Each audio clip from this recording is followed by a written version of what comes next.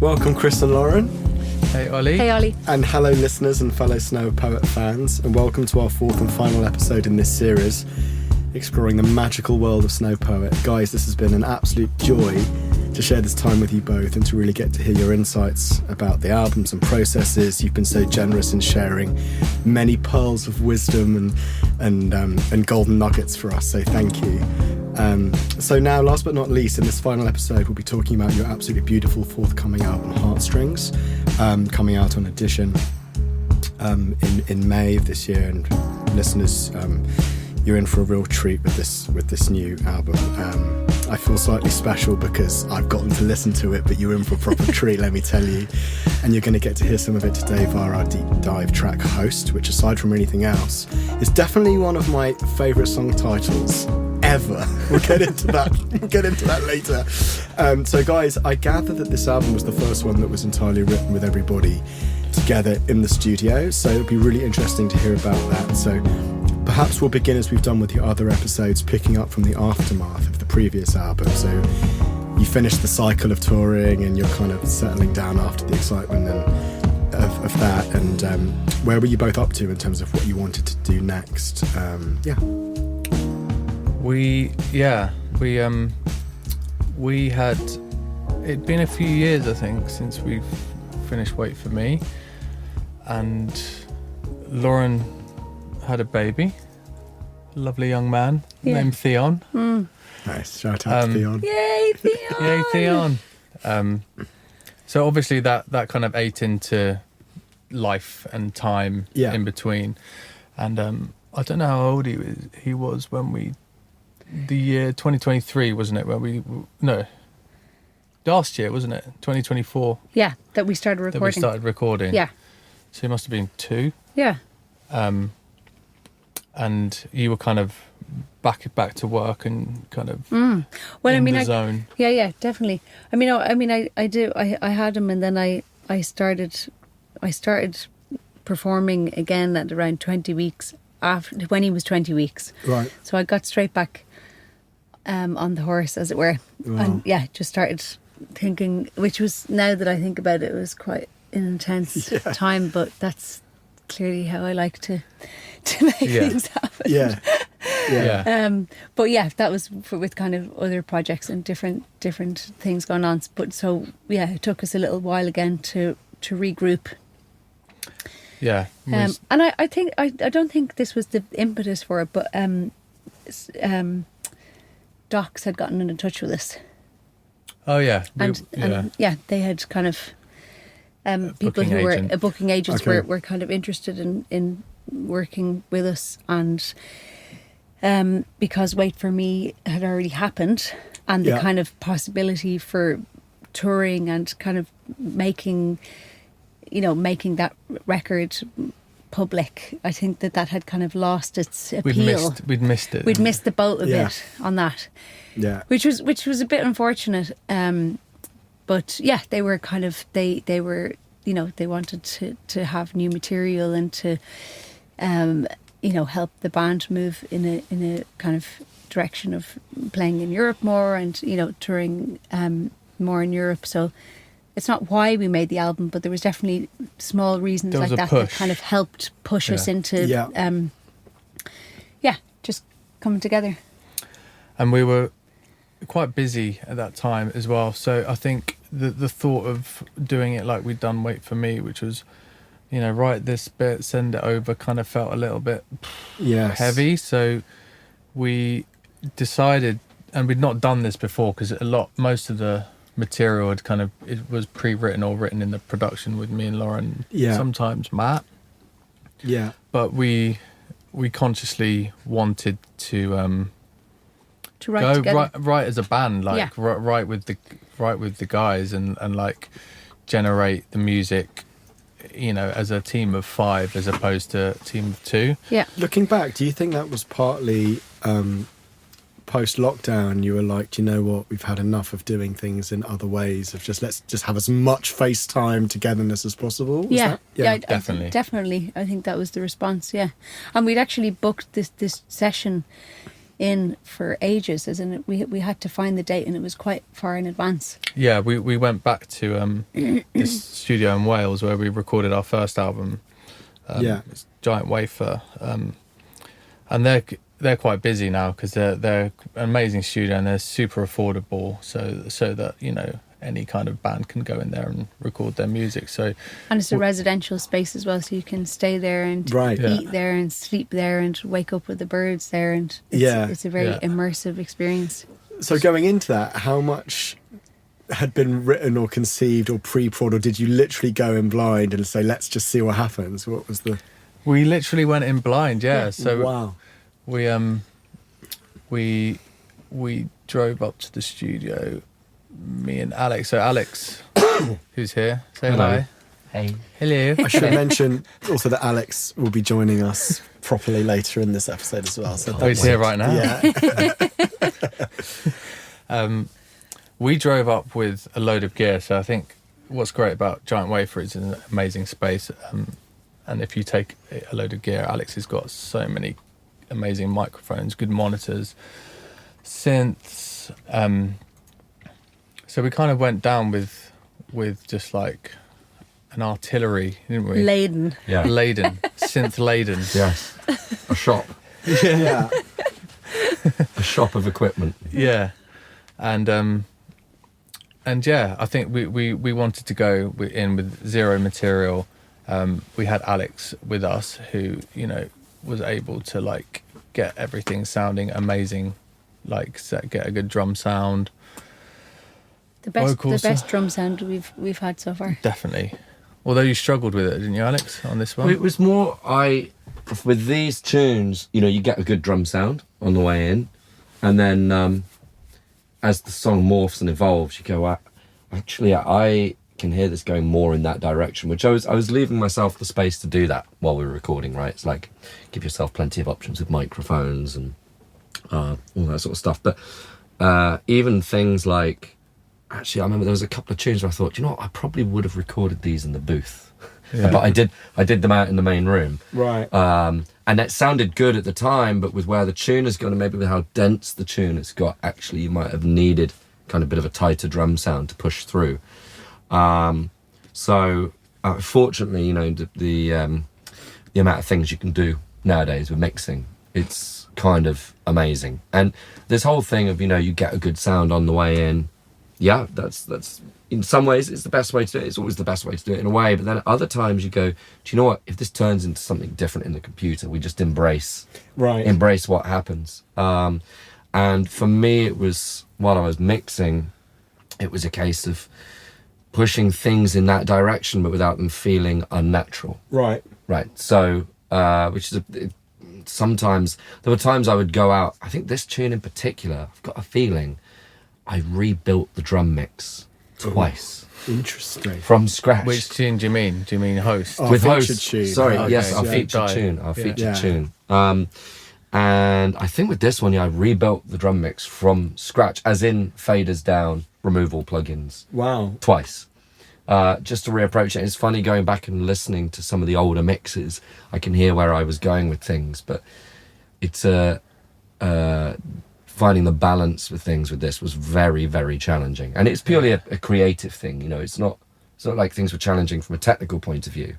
It's just the longer you spend on something, the easier it is to lose perspective on it. And you sort of think what you're doing is great. And then I'd send it to Chris, and Chris would go, yeah, I'm not 100% sure. Maybe, what do you think? You know, and then okay, I'll put it on my AirPods when I'm having a walk in the park or something. I'd go, okay, yeah, I think we'll start this one from scratch again. And there was, this tune in particular was very challenging with that. And it's also the density of it. I mean, there's like it's a solid wall of sound in a way that there's moments of it on the previous albums, but this is a whole tune of that, you know. Yeah. And that's kind of the idea behind it. It's supposed to feel kind of overwhelming at times. So, you know, that presents a bunch of challenges while you're mixing. So given that this was such a live process in terms of the recording and writing, how much pre-production was there from the standpoint of setup and studio setup and considerations with bleed and technical things and engineering things? Like, what sort of dialogue would have happened between you guys going in, would you say? We definitely set up to record with isolation, so we had control over individual layers of sound. But we also set up so that, because we had no material going in, that, you know, Dave could just sit down and I could say, okay, Dave, give me some kind of break beat and something, and then Josh was set up in the control room with the bass, because Josh Arcolay is playing electric bass on most of this record. Yeah. So he was set up with bass, and we had the synths out, the Juno out in the control room as well, and then a vocal booth so that Lauren could. So we did a setup so that everyone was able to just had their areas. Jump on something without it being too time consuming. Yeah, jump on something and it just goes live straight away. You know, it's like there's no time to be running around plugging things in. And that's to sort of preserve the flow, the creative flow, particularly in a record where you're trying to write as you go. Yeah. You've got a great idea and you don't want to be slowed down, right? Yeah. Yeah, I mean, the palette's expanded as well. The sound palette that was there on the first record, you would have think, we were talking about that earlier on one of the earlier podcasts, it's like we had one synthesizer. Right. One synthesizer, and occasionally, you know, you sort of synthesize something in the computer and print it and whatever. Whereas with this, it was like, we've now got all these other things, we've got all these other tools that we want to use, and it's not like we've suddenly gone, let's get loads of synths and have them all plugged in and we can sit there in the middle of synth heaven. That's kind of what it is. It's kind of, but that's Chris what it is grew like in into. his happy place. You know. I mean, it's great. You know, you walked in the control room and it was just like everything was just going, blip, blip, blip, blip, you know, just sort of sitting there going, play with me. But we set things up in a way that we could kind of do almost not quite any combination, but almost any combination of things at any moment. And it was sorry. No, go ahead. It was nice if we wanted to have two people play, which we did at times, like if it was me and Robbo, for example, or if it was Dave and Rob, or Josh and Dave, we were able to just make those duos or trios kind of happen quickly. You know? There was that tune Skin, which we wrote in. We kind of all wrote kind of around the Wurlitzer, didn't we? Yeah. Quite fairly quickly, and then you kind of, I think you'd pre-written lyrics to Skin. I had lyrics, and then you were like, yeah, what about this key center? Okay, grand. And I was like, oh, can we move to the 4 here? And you were like, yeah. And I was like, grand. Well, that's it then. Let's do that. And we kind of wrote it quite quickly, and then we played it live as a band. This is Skin you're talking about. Yeah. We did three takes of that. Yeah. Wow. Yeah. And then we just chose our favourite, and then that was that. Although we did add some BVs and stuff, didn't we, back in London? We did, yeah. But yeah, we had that flexibility. We could like perform, because that was another thing we wanted to do with this record, was a lot of human feel, natural feel. I think just departing from Wait For Me, which was like so heavily edited, so much chopping, to just like, the drums are the drums, the bass is the bass, there's going to be no cuts in it, you know, and because we're writing it in the moment, that natural sound and feel is going to just be there immediately. Whereas in Wait For Me, you can't do that. You can't do that with adding layers, because it just sounds unnatural. Yes. Whereas if everyone's playing at the same time, it has that natural throbbing thing. It was really nice to play together, wasn't it, in the recording? Yeah, and also sort of it takes having somebody with real expertise like Alex to be able to have a situation where everything is rigged in, any combination can work. There isn't that thing of, oh my god, we got it, but it isn't perfectly recorded. So actually you need Alex more than ever for this record, like, right? Alex, is the Juno in? Alex, set up the bass, quick. Synth bass, go. Was it very intense, Alex, versus the other records? It was very intense. I mean, it's fun. It's a fun intensity, you know. It's like you're making music. It's playtime.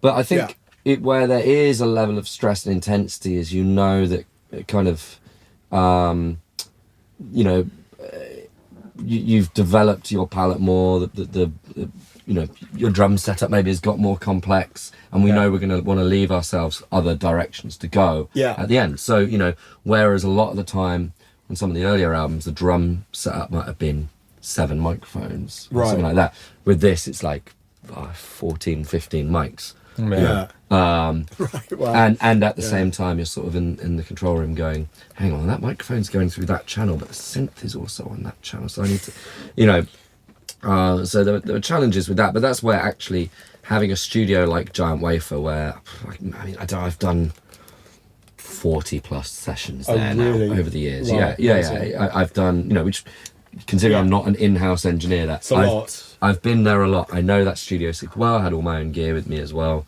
And it just having a studio like that where pretty much everything works really well. It's quite common to find studios where most of the equipment doesn't work. Right. Which makes working like this actually really hard. So having that as this space that we know we can always reliably go to and make things happen. Yeah. It'd be so interesting to get into this track and really hear about the writing process and talk about Dave and the drums part of it, which I know is a really important part of this track. Before we do that, there's something, Chris, I wanted to ask you about, which is that you're a great bass player. Yeah. And you're and keyboard player and composer and producer, and he's Oh, Chris! Oh, shut up. but we haven't really talked about the low end and the bass element, and I'm bringing it up because on this record I know that you share bass duties with Josh, who's playing electric and you're playing like synth bass and stuff. And I wanted to sort of ask you a little bit about what was some of the thinking behind that shift in terms of the bass duties and handing some of that over to Josh, and what did that open up for creatively or for you production wise with the low end? And interestingly, like I just think Josh is a great bass player, and like honestly I do think he's just a much better bass player than me, and I want the music to sound as good as it can. And I've not been playing bass a lot recently. I've been playing a little bit in various projects, but I've definitely moved more to producer and production. And I think with this, I kind of wanted to have the space to not have to think and because sometimes I get a bit stressed playing bass because I kind of think, I wish I had the chops to do this and I wish I had the chops to do that. It's partly wearing multiple hats, isn't it, at the same time, and you can actually be a bit more objective. I was just curious. I wanted to have more of a producer role in the sessions, and actually most of the synth parts and chordal parts I wrote. So like host, I wrote the Juno part and stuff, and I definitely feel more comfortable in the writing in that area. And I also wanted to have the space to be more with Lauren and in thinking about the album as a whole and lyrically, as opposed to getting kind of bogged down into one aspect. Zone. And when I play bass, sometimes I naturally get into a bit of like, oh God, I wish I could do that. Well, it's suddenly wearing the musician player hat versus production. It's like, I was just really interested. You do become more serious. Yeah, Does he? I should start hating myself because I'm like looking at my hands going, move. Well, it's a different headspace because as a producer, you're trying to listen to the overall and then you're focusing on your part. Do you guys think this is a good moment to actually open up host and have a little listen? And I think you mentioned to me that a lot of this started from the groove and from what Dave was playing. Is that right? Should we sort of zero in initially on the drum aspect? Well, Dave's amazing on this record, and I think this is like Dave's amazing on all the records, but I think Dave really came through on this. I think having him at the genesis of the groove, as opposed to having to put a groove on something that already existed. Really. As in just the foundation and it was amazing. And I'd say to Dave, like, Dave, I really want to I think with this tune actually, I was like, I really want to do a Snowpoet tune that's got this kind of breakbeat kind of thing. And he came up with this groove which kind of started things off. And then if you go from the top, Al. Just drums, or do you want to hear just everything? Drums, and then we'll bring in the Juno, which came next. So nice. So a part like this, big juicy. Who comes up with it? Did Dave sort of comes up with this in your dialogue? It's all Dave, And then it's a great part, isn't it? I came up with this. He'll take some time just to think about it, and he's methodical, isn't he? So methodical. Yeah. And then this Juno part, not that one now, the next one. Not the sustained. I like that. I like that synth, by the way. Tense, that one. This is Juno part. Yeah, this is kind of the harmonic foundation. Yeah. This is like the verse. And then Josh came storming in with bass line. So Chris, are you playing this part or is this Robbo? I'm playing this Juno part. And we're all playing live, actually. This was, I was just about to say that. This is track live as a band. Yeah. In fact, quite a lot of the album was done like that, even if that's not actually what ended up being on the record. Yeah. You know, things get removed that have been recorded at the same time as other things, but there is so much. There's just such a different thing happens when you get a band playing live. Like the ability to germinate ideas and bounce ideas off each other at such high speed. It's really interesting. It's also just that, it's just non-verbal. It's just that communication of just being able to connect through doing something together live, and there's so much energy. Yeah. You know, there's just so much energy being passed around, and because we've been playing together for 10 or 12 years, like that, you know, that those moments come together in these recording sessions when we can actually play together live, and all the years that we have performed together or we've been in a room together, they count for something, you know. It's not a record that you can't make record number 4 at the first. You couldn't have done this, could you, as your first record with all the years on the clock, to have that level of trust to get in a room and be able to play like this and conceive this. Is that what you're saying? The trust to be able and experience to do that. Yeah. I'm also interested, just suddenly thinking about, it talks about you and Josh and the bass, and I'm interested just also you and Matt and sharing keys duties and how does that work? I think it's really interesting in a project like this where people double up on things. How did you divide what you were doing? Do you know what? It's never like, oh, you did that this time, so I do that. I think it's just, if Matt sat at the Wurlitzer and we're about to do a take, it's like, Matt, you play Wurlitzer. There's no, I mean, I love Matt's piano playing, so I think when there's an opportunity for Matt to play piano, I will always go with Matt. Yeah. But yeah, it's kind of whoever's there at the time just does the job, basically. It's very diplomatic. But having our live setup where he has a nice acoustic piano and where he has synths as well is basically it's that's the combo. what we need now. Yeah, exactly. It's the combo, and for him as well, just because where he's been artistically exploring over the last 4 or 5 years himself. So that is his palette now. You know. So Lauren, we have to have a conversation about the lyrics, okay? When Chris first played this to me and I heard the title and then I heard the lyrics, my brain exploded in a really amazing way, because when I think of a host, I think of the host of a dinner party. I think of Sunday lunch.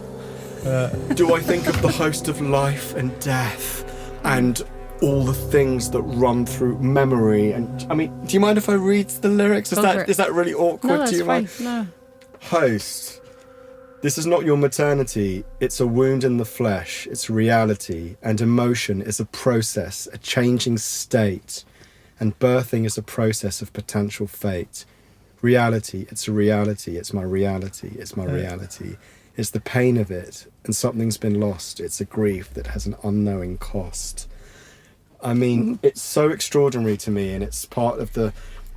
I didn't mean, you know, in what I said about host to minimize. What I'm saying is it's part of the genius of it is that it feels like a subverting of something that actually you don't expect, but it feels so natural to think of one's body or one's mind as us being the host of so many things. And I was just wanting to open up a conversation about what was in your mind when you wrote it and how you sort of thought about it. Yeah. I was thinking at the time that the body is a site. You know, the body is the host and the body is the site, as in SITE, for a lot of things that you have to go through. Yeah. So all of the failures and all of the pain and all of the physiological and psychological shit that you kind of have to move through, your body is the host of that.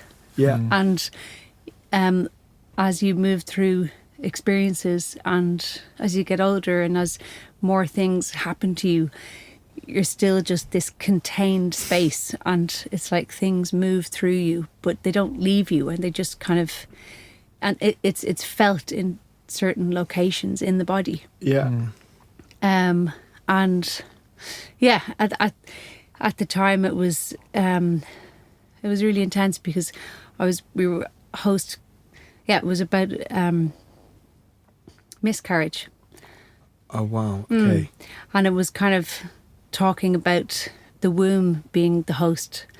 So that anxiety sits in that space, and that space that has made a baby, that's carried a baby, that's lost a baby, and that being that kind of center of failure or success in my body.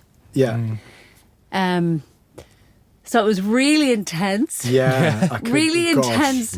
No, and the really intense thing was that I didn't know at the time, but I had another miscarriage at the time of the recording, and I didn't know that. So I was going through, it was a really intense recording space, and I was feeling like my body had been pushed through a blender. Remember how intense it was for me? Wow. And through the whole 4 or 5 days, I was feeling so unwell. And I knew that good material was coming out. I knew that we were making something really special, but it was like I was just being put through the ringer, you know? Wow. And I was talking about this previous miscarriage, but I was actually miscarrying at the same time. At the same time. And I didn't know. So, and the take that we got is we didn't re-record the vocals because we did. It's the first take. Another one where it was the first take, and it was written literally in that moment. It was really visceral, and when we came to London, we recut a lot of the lead vocals because we were in the writing process in the studio. But when it came to this tune, as soon as we started trying to attempt to recut it was just like, no way, this is it. I think this vocal was done at the same time as the band as well. Yeah. Really? Yeah. This is it, isn't it? It was all live. It was all live. Because I remember, because I had come down to Wales across a little bit later than you guys, and I came in, remember, and you were like, right, ready to go, and I was like, yep, Denny, let's go. Yeah, I'd forgotten that. You just walked straight in. We'd got a drum sound and everything, and Lauren just walked in. And you'd been delayed for like 7 hours or something. I had a nightmare journey. For like 4 hours. I had a nightmare journey, and then I didn't want to waste any time. And we were like, right, let's get to it. And you were obviously like, are you grand? Do you just want to have a cup of tea and chill out? And I was like, no, let's just get on with it. Because recording is a really intense process for me, you know? And I know it is for everybody in certain ways, but that's, again, what's so great with working with Chris, because we bring each other's yin and yang in certain contexts. Yeah, definitely. And that's really helpful. But it was a very intense moment. And gosh, thank you for sharing that. That's really But something. This is it, as in the whole album is about birth and death and birthing and living and the experience of being the host of something that miraculous, but also something that is that painful. And you are at the mercy of kind of moving through these experiences as a woman, if you do want to have children, or if you can have children, or if you decide that that's something you want to do.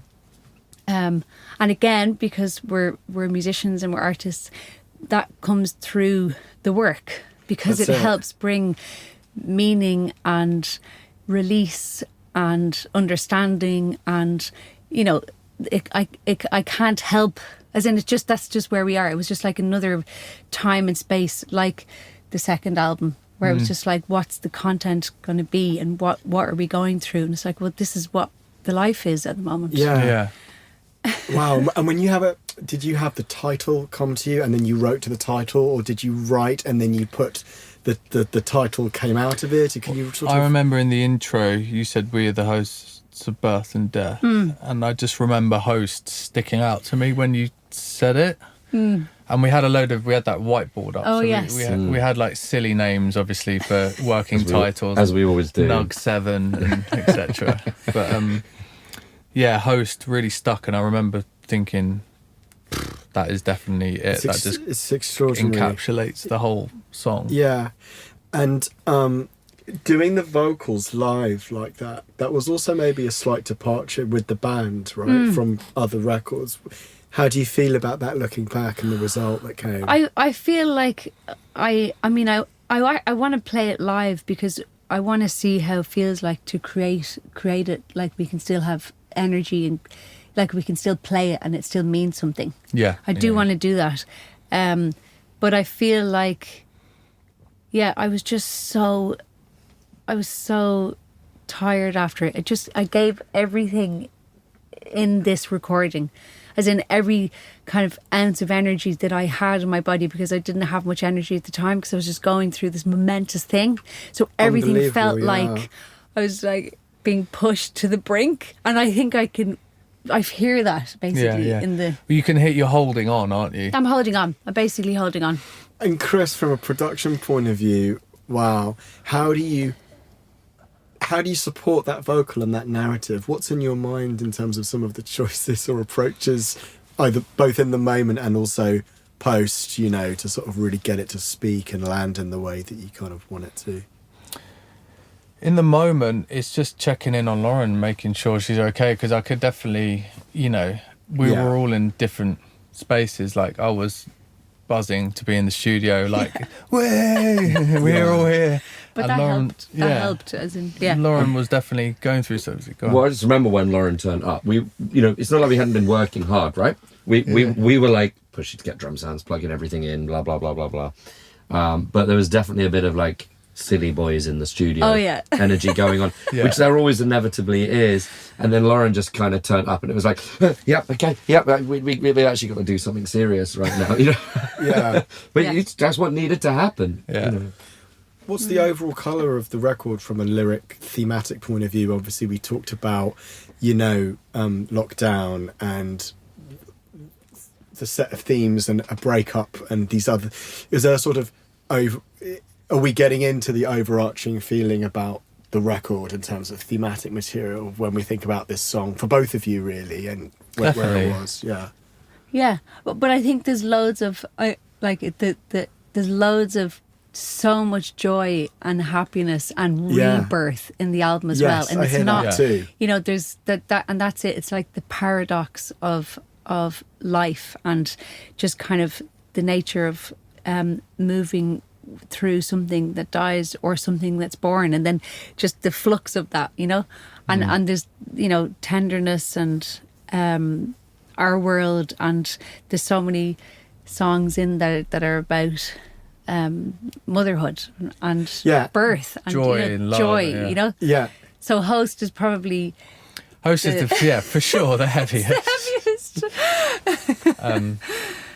But thematically, I think it's that, and then sonically that the sound of the studio, the sound of live us band. being there, and then in the post production we decided to not have a guitar player for logistical purposes of touring, like saving money on the band, being able to be a five, and us feeling like the five of us were like the unified outfit of Snowpoet. So we kind of filled the gap of where the guitar would fill in the backing vocal production. So I feel like with the BVs as kind of quite a major character in this record. And they were really fun to make. The BVs in specifically. Yeah, they're quite like, there's not so much in Host BVs, but it's more in some of the other tunes. They play quite a major role. And for you guys, what was there an extra level of excitement that you were writing? That the line between recording and writing, the lines had been blurred now, and that the guys were really stepping into more of a sort of writing role. Was that incredibly exciting? And what was it like for the guys, like contributing in that kind of real time way versus previous albums, do you think? Yeah, I think they all enjoyed themselves. I think they all enjoyed it. I think probably from their perspective, probably felt a bit more connected to the music because they're kind of a bit more instrumental in the kind of the making of it, and it was great for us as well because it was kind of not easy, but stuff came out with less. Stuff came out a lot more naturally. Like we're in the studio for 4 days, and we came out with about 12 maybe a bit more, 13, 14 sort of. And we were really productive, as in it wasn't, we were trying to maybe, and also because of the intensity that as Alex was saying, you were going through like a jittery mess. Quickly, we need to get stuff done. I made 1 or 2 notes there last night, and quinoa came up in the notes. Yeah. Brilliant. Every morning it was just like making, certain things that would make me feel okay, like quinoa and yogurt and berries and seeds and I remember you did overnight oats quite a lot, didn't you? While we were in the studio. I mean, Lauren's like breakfast preparation game, by the way, for anyone that might ever, if in the future end up running a bed and breakfast or something like that, you must go and have Lauren's breakfast, because that was, we used to, do you remember, it was quite nice weather for quite a lot of the time we were there as well. And we would sit outside in the beautiful, it's absolutely beautiful where the studio is. Yeah, it was gorgeous. And we'd sit out on the bench in the morning, and it was this, I didn't actually know you had all this kind of chaos going on, because from my point of view, although nobody did. No, I didn't. No as in it was. It's all. Yeah, it was a very private process. Private experience, Except that you've gone and made an album about it. Exactly. And this is the thing. This is all that the Snowpoet stuff over the last 10 years. It's so exposing. But I have endless respect for that, because I think that's using your art to be that bravery, right? To go there, and I think listeners really respond to that. And Lauren, what percentage of the lyrics and the writing would you say was done when you got in the room? Was most of the writing there, and how many of the vocals stayed, and what was that sort of journey like? I had brought down a couple of ideas, and had tried to think about some poems in my head before I got there. And with New Tree. Oh yeah, New Tree. That's a great one. Well, I remember because we picked you up from the station. You'd had that long journey. Yeah. This is another thing you're going through as well. And you told us that your auntie had passed away. Yeah. I'm not sure how close to the recording was, but I feel like it was pretty close. It was quite close. Yeah, it was quite close. And she, but Robbo had put something down. Me and Matt have had written the dung dung dung part, and I think you wanted to. Oh, maybe you did. You did write. Had pre-written. You definitely pre-written. Can't remember. I think maybe I had pre-written that text. Because my auntie, she was only in her 40s, and she just suddenly died. Just came back from a run, and it was just like one of those terrible moments. It's so sad. Yeah. But I wanted to talk about her, and I'm so glad we had the opportunity to make the track, because I love it so much. And I was listening to it this morning, just kind of getting familiar with the album again before today, and it makes me cry. As in, I'm back in the I bet she's buried in this beautiful, expansive, open space where there's loads of trees and deer, and new trees are planted for people who die, and that's where their ashes, that's where their family members can go and just spend time in nature with the trees. And it was a beautiful day, and all my family came together, and that's where we buried her. And it was listening to the album makes me go there. Yeah, same here. It makes me go there as well. Astonishingly beautiful vocal, that I think, out of pretty much everything that we've done. I'm so happy with that vocal, that's we re-recorded that in your studio, Alex. Yeah. Yes, and I think I remember that now. Yeah, I'm so happy we did, because there was a couple of things that we did re-record. We recut a lot of the vocals on this. Because obviously in the writing and also because Lauren was so fried. I was so I physically was my voice was physically so exhausted and tired, obviously because of what I was going through, and I couldn't. I'm so glad that we were just like re-recording, and then when we came to Alex's studio to record, it just felt like it was good vocal moment. Yeah. And I'm so proud of it because it feels like, I'm really proud of it. Yeah, and the sound is amazing. Whatever bits and bobs you've got going there, Alex. Many bits and bobs going on here. Make the vocals sound like that. Alex is a master. Basically, I know that I'm in good hands, and it's really exciting to be just evolving with him and Chris and everybody on the album, and we're doing it all together. Yeah, I know that sounds cheesy, but it's kind of that is the reality of it. Growing together. I think also a point that I'd make here, because I know there's probably going to be people listening to this who are maybe just starting out putting music together and working on their own productions. A vocal chain. It's quite a high-end thing, right, for people to talk about. It costs a lot of money. I have, over the last 15 years, been accumulating equipment at the detriment of me ever going on holiday or anything like that. and you know, I now have a really nice vocal chain, which I'd like it to be even better. But when I say a vocal chain, I mean great microphone, great mic preamp, great compressor, and EQ if you want it. But there is something. Although it feels like marginal gains, these things, people think, I have to spend £15,000 on a vocal chain. What? You know, but, you know, I've got all these plugins. But there is something when you get a vocal chain that's really beautiful and you give it to a great vocalist and you give them that sound in their headphones, it's this like amazing positive feedback loop happens, right? The singer goes, damn, I sound good.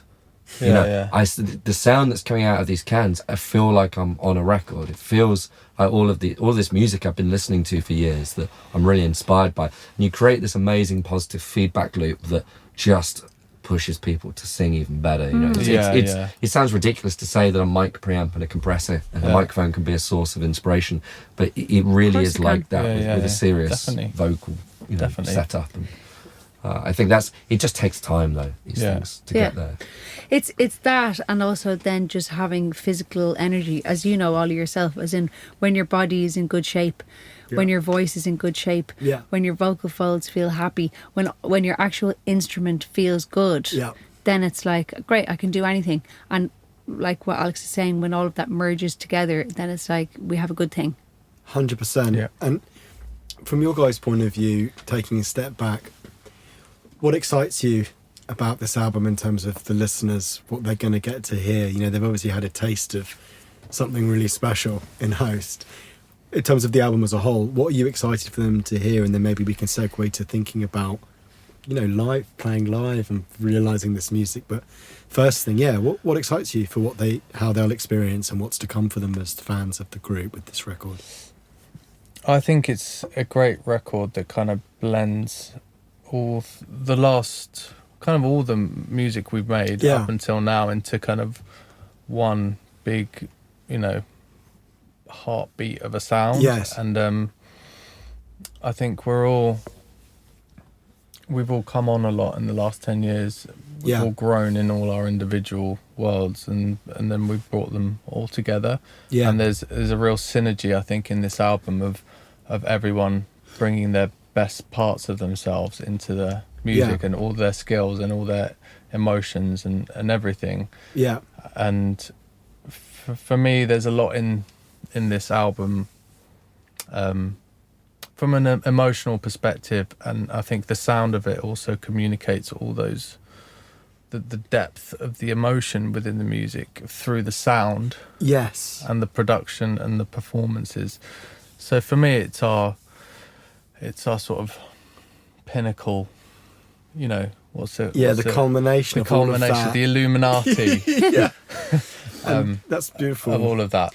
And Lauren, what about for you? What sort of excites you for your fans to hear on this record? Yeah, I think Chris put it very nicely. I agree, as in it feels like a culmination of all of our efforts and experience. I'm just really excited. I'm really excited for people to hear it, but I'm also really excited to play it live. And we've played a couple of gigs. We had some gigs in Switzerland a while ago. Yeah. And playing the new material, and that was exciting, wasn't it? Does it take on a real life of its own when it's live? Does it start to really feel different? Does the music kind of reimagine itself in a certain kind of way? Do you feel? Yeah, I mean, I think getting to play the music live is sometimes, it's the best part, because you can kind of evolve as a band, and the material evolves, and that's really exciting to feel looser in it. The process of recording and everything, it's finished, it's done. Yeah. Yeah. Yeah, and it feels more. It sounds silly, but it feels more lively, doesn't it? If you know what I mean, it's got. There's a sort of the album's super refined, and I think the live thing has got some. It's looser, and it's got some. The music starts to breathe, doesn't it, in a different way, yeah. and it becomes a living thing in a different way. Yeah, and we're not in the process of making it, so we're just reproducing it. So we're kind of. There's a relaxation in the performance of it. Yeah, and I know that obviously today, I just want to circle back to, with this episode, we obviously focused on a track that was particularly deep and had heavy layers to it, and that's part of the music and part of the record. But I also want to say that it's a beautiful three-dimensional record with a lot of light, and just it's such an exceptional piece of work, and I think I'm really excited for your fans to hear it. It's a wonderful record, and it sits definitely as the culmination of all of the hard work you've put in, and I'm so excited about what's then going to be the next one after this. But guys, I mean, we could keep, I feel there's so much in what you do. We could be talking for another 3 hours or 4 hours, but I know we're probably coming to the end now of this episode and of this series of podcast. So firstly, I just want to say a big thank you, Lauren, Chris and Alex, and for you being so open and sharing so generously about your processes, and I think it would be so valuable to the fans, so thank you so much for that. Thank you. Yeah, thank you for helping us go there. Yeah, it's been an absolute pleasure, and I want to thank the listeners also for coming on this journey with us, and thank you for listening, and enjoy the new record when it comes out, and see you soon.